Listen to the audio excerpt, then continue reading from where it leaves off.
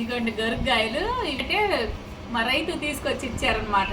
ఇది ఈ సీజన్లోనే దొరుకుతాయి, ఎప్పుడంటే అప్పుడు దొరకవమ్మా.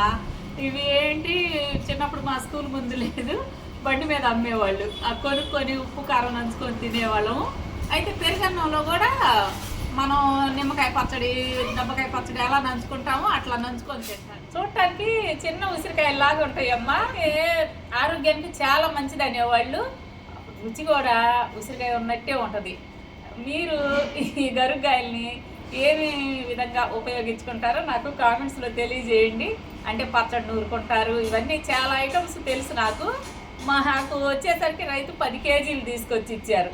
సహజంగా ఇవి అంత ఎక్కువ దొరకవు, కానీ నా లక్ అనమాట. నాకు 10 కేజీలు తీసుకొచ్చి ఇచ్చారు. వీటితో నేను పచ్చడి తయారు చేస్తాను. ఉప్పు, నిమ్మరసం ఇలాంటివి వేసి పచ్చడి పడతాం అనమాట. మీలో ఎంతమందికి ఇష్టమో నాకు కామెంట్స్లో తెలియజేయండి. సేలుకు పెట్టమంటారా? మీరు ట్రై చేస్తారా ఒకసారి?